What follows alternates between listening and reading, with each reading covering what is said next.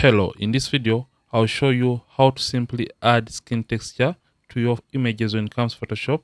So sometimes as you're trying to retouch or edit the photos, we tend to lose out some of the textures, and sometimes the camera tends to lose a little bit of focus and we get a blurry image regarding skin texture. So in this image, I'll show you a simple process to create natural and realistic skin texture in your photos when it comes to Photoshop. You can see before and after, and the skin texture in this case looks nice and realistic. So I'll show you how to create this right now. So simply like the video and don't forget to subscribe in case you're watching and you are not a subscriber to this channel. So I'll simply come and I delete this. So in order to create skin details for your images, simply come and create a new empty layer that is going to be containing the skin details or the skin textures. So come right here to the new layer icon and create a new empty layer.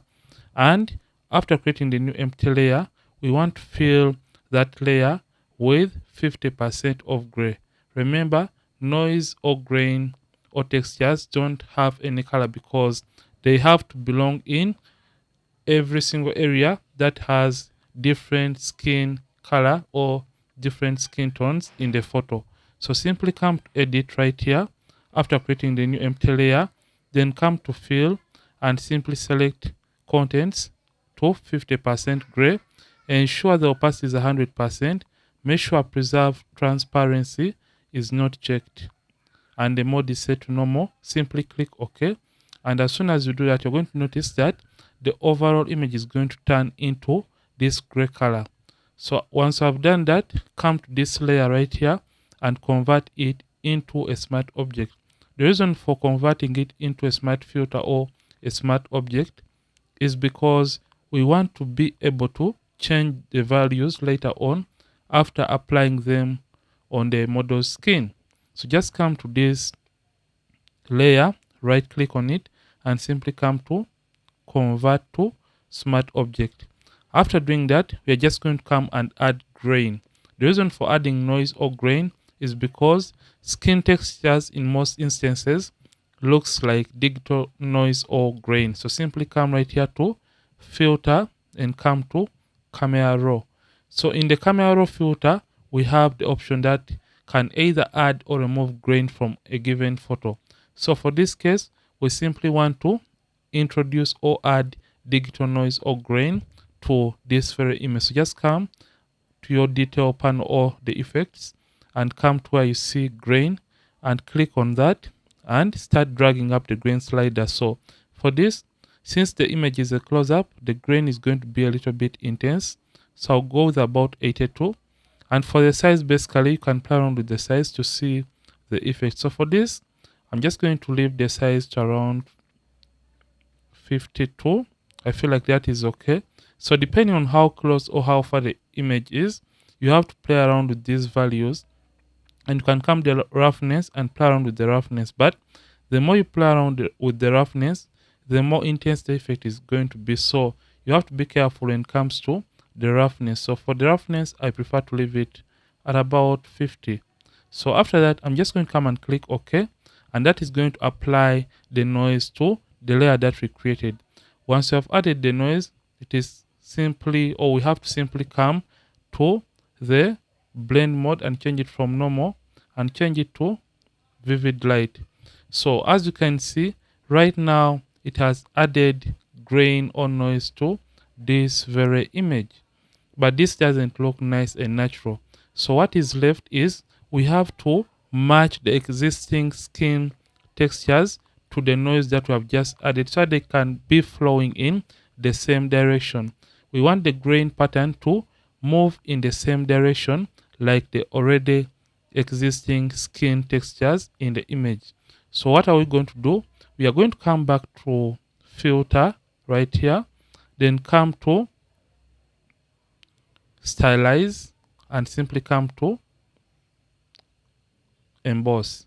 So when you come to emboss, simply this is what you have to do. You have to understand the direction from which your light was coming as the photo was being taken. So in order to identify or see the direction from which your light was coming, you have to look at the highlights in the image that you're trying to work on.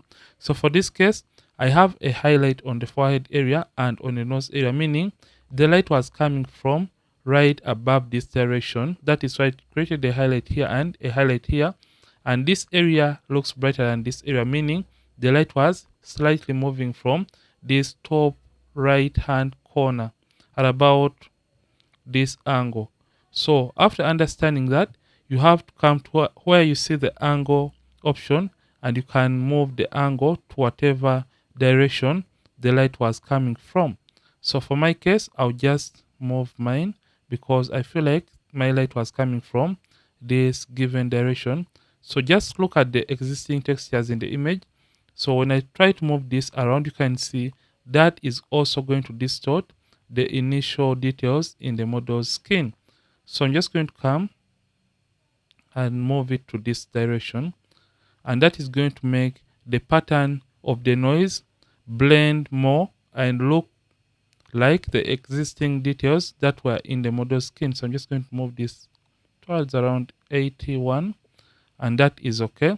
So when it comes to the amount, when you move the amount slider up, you can see it is going to make the noise really intense, and it's going to add more white to the noise, or it is going to add more color to the noise. So for this, I tend to go, or shall go with around 97.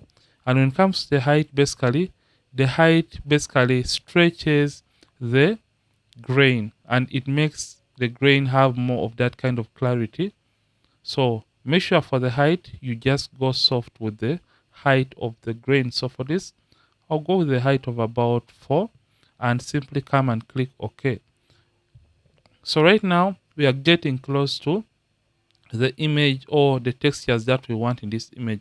But for this point, the textures don't look natural and realistic because the overall image is looking a little bit grainy and the textures don't look natural. So just want to reduce on the intensity of the noise in the image. Just come right here to filter and come to blur, and you come to Gaussian blur. So when it comes to Gaussian blur, the more you move the radius slider, the less you're going to be having regarding the noise or the texture that you're trying to add in the image, and the less the radius, the lesser the effect of the Gaussian blur.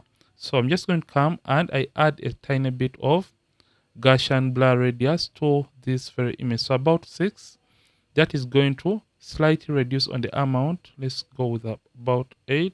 Let's go with 7.